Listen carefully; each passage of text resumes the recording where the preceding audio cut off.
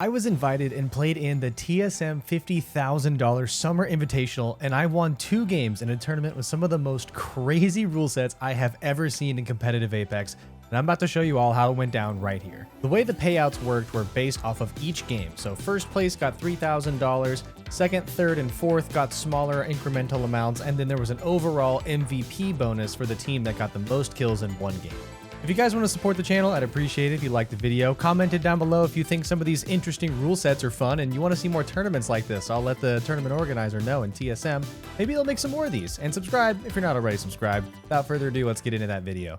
My teammates for games 1 and 2 were K, Swinny, and Juicy, 2 fantastic European players. On Kings Canyon, which was the first map we played on, we decided to land over at Repulsor and make sure that we were able to control that side of the map and maybe take a 3 versus 3 with the map room team. Now, the map room team did decide that they maybe wanted to get involved early, but once we had established wall control, this team decided they didn't want any problems with us and they would go ahead and move on, which was nice because eventually we got to determine that the zone was coming towards us in the southern part of Kings Canyon. Now, this was a for fun tournament. There's a lot of content creators, kind of like a celebrity show match. It wasn't exactly ALGS, but we weren't sure how the games are going to pan out. Were people going to rotate? Were people going to try and fight early? We weren't really sure, so since we were blessed with the ring coming our direction, we decided to hold out on the top of the walls at Repulsor, and that was a smart choice. For a very long time in this game, there were still 20 squads and 60 people. That means not a single person died. It was a very sweaty, competitive game. Teams were trying to get into the best spots, and we had to try and hold out our south and our eastern borders as long as we possibly could on these walls.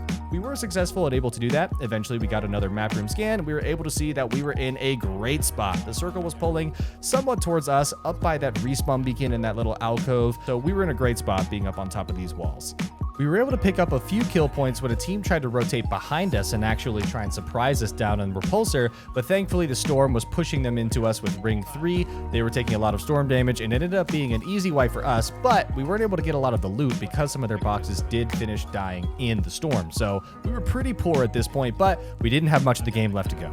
As the circle pulled further and further to that northern area of our wall, all we did was hold our edge, and then as soon as it was time to drop down, we got involved. There were lots of kills to be had with a lot of teams surviving to this point, so everyone was collapsing on top of each other, and that made our job very easy. We made sure we controlled our area of the choke, we pushed other teams into each other, and all we had to do was come in at the very end and wipe as many kills as we possibly could because we knew first place was in the bag. We swung left, cleaned up a team, swung right, finished up the second place team, and we ended up winning the first game of the TSM $50,000 tournament, so we were off to a hot start immediately. We had 14 kills, a first place in game 1. We were very, very excited about how things were going.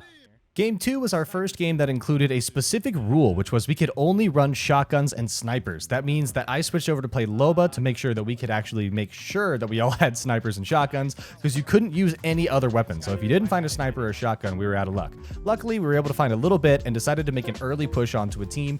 We got some good damage, and Juicy got a great knock early, which meant we were able to drop off this building and take that fight and eventually wipe them. Unfortunately, a third party came shortly after, so we finished in 19th with 3 kills. Doesn't really matter because the only people that got paid were top 4 anyway, but it was a fun game and I enjoyed those teammates quite a bit. Games 3 and 4 were being played on World's Edge, and I had the pleasure of teaming with Monsoon and Daphne. This was a very, very fun map as well. Obviously, competitive goes great on World's Edge, and this is what a lot more teams were more comfortable with, and they kind of knew how to play this a little bit better than Kings Canyon, so it made it a lot of fun. We landed up by Survey Camp and Epicenter, and we noticed that right away, again, I was very lucky with my ring RNG. The ring was pulling towards us at Skyhook, so basically, we went into Skyhook. We found the building that we thought was going to be pretty good, and then we discovered a different building we thought would be pretty good, so we went to the middle, threw a bang ult, and decided, all right, let's Valk ult and get into another building that we thought would be pretty good, and we basically just building hopped for the entire game. Eventually, the circle started to close. We had no chance of Valk ulting and rotating anymore, so we had to try and take a fight with the team that was below us. We dropped down. We were able to get the wipe on this team. Unfortunately, we were nearly losing Daphne in the process. We tried to get a revive, but this push just into the ring was a little bit too difficult. There wasn't a lot of wiggle room. We were the focus of a lot of teams. We threw out some smokes. I tried to make a great escape, but unfortunately, it was too little too late. We got a few kills, but did not place in the top 4, so no money for us with this round, but it was a very fun game.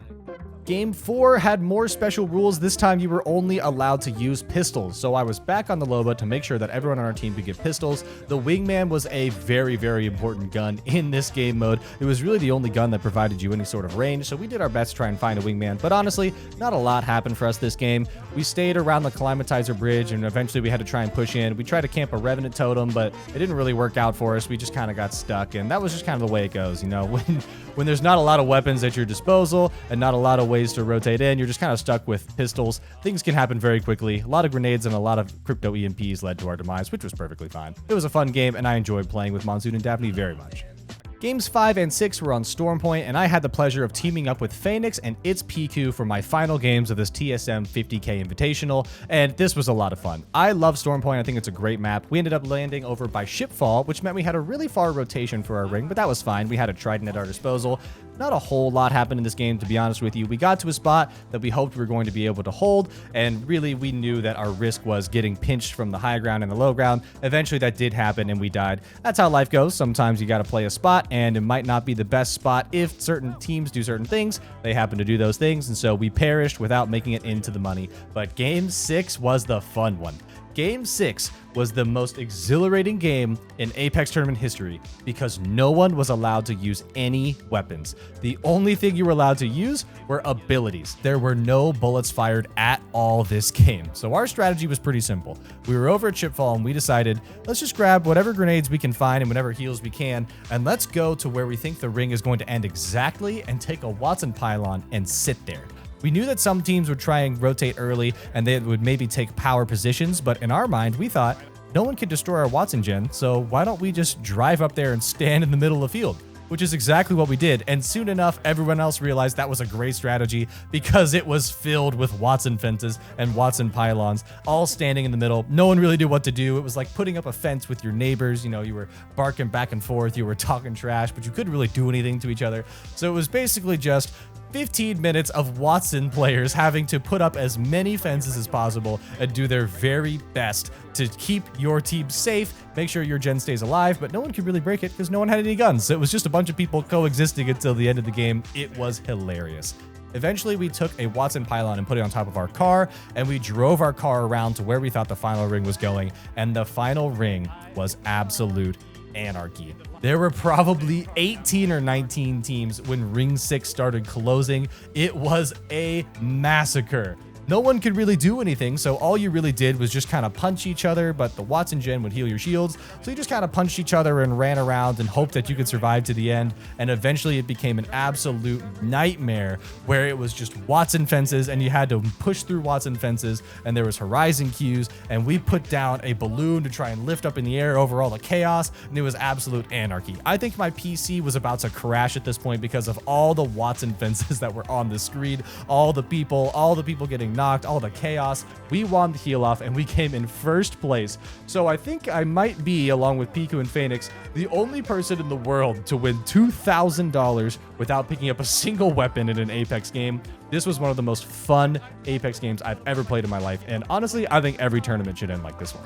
I felt super blessed to be a part of this tournament. It was a ton of fun. I know my viewers and a lot of other viewers around the world really enjoyed this, and I do hope that TSM continues to do some of these fun types of invitational tournaments with a varying amount of creators. Of course, I'd love to be back, but even if I'm not, I just want to see them continue doing this because this was so much fun, and thank goodness I made some money. That was real nice, TSM. Please have me back. I'd love that. If you liked the video, please like the video, consider subscribing. I'll see you all in the next one.